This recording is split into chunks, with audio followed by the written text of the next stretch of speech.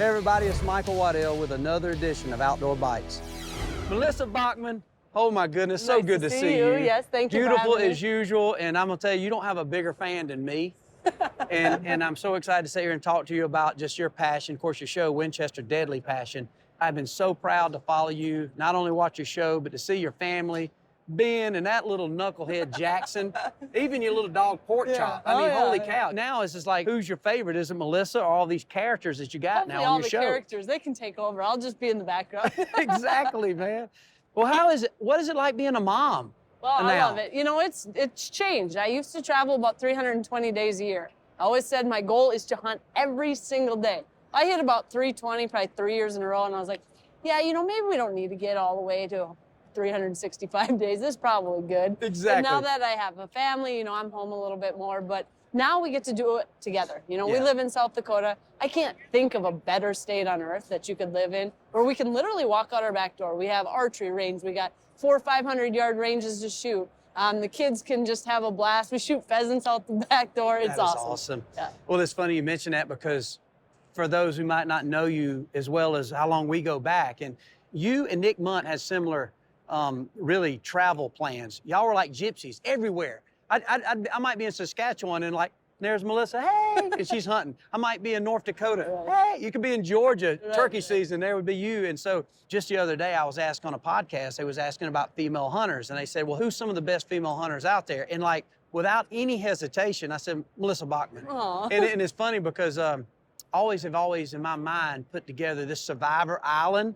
And I've always thought, okay, if you're really having to depend on the wildlife and the ability to survive and hunt, I've always thought, well, definitely, I want Melissa there. You want people who can pull their weight. Yeah, pull your weight. And then some would be great. And I think that's been what's tough about being a female in a predominantly male-dominated industry. How has that been navigating that, Melissa? Has it been easy or has it been tough? You know, I just have always looked at it as I wanted to make a show that if I was an 80-year-old old man, that people would still find it interesting. Like I never ever wanted to use the fact that I was a female for any benefit. Now there's certain times where you do get benefits, and there's certain times where it's a negative. In my opinion, it all evens out at the end. And I just always have been to the idea that I just love hunting. And if people get to know me, they see that, right? Like I've always joked, if I win the lottery, the only thing I'm changing, no one's gonna see me again. But I'm gonna be out there hunting and fishing and doing what I love every single day. I only have done the television part because, well, I'm like everyone else. I need to pay the bills too.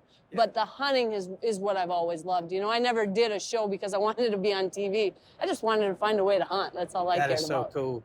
That you hear a lot, and it's amazing because I felt like you've done such an amazing job, and especially now, I feel like I've always been a fan of what you did, but now following it from a different perspective, you're talking about being at home more, that little Jackson, your relationship with your husband, Ben, and I don't know, it's just, I don't know, my wife is such a big fan. I mean, when I left for the show, the first thing she said is, hey, make sure if you see Melissa, give her a hug for me, because we are such fans of your son, Jackson. He's such a little ham. You have never seen a kid where, like, I don't set him up for anything, right? I'm just there because I'm a video person. I'm filming him and getting the things.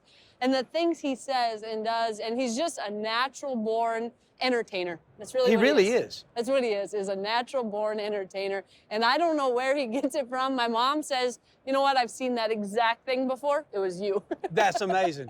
And it's funny because now when you look at the show, and especially you look at social media, I mean, if you don't follow Melissa, you need to, because between Pork Chop, your little dog, I mean, Melissa's only one. We talk about how hard it is to hunt. She's got her dog with her half the time, little Pork Chop, now Jackson.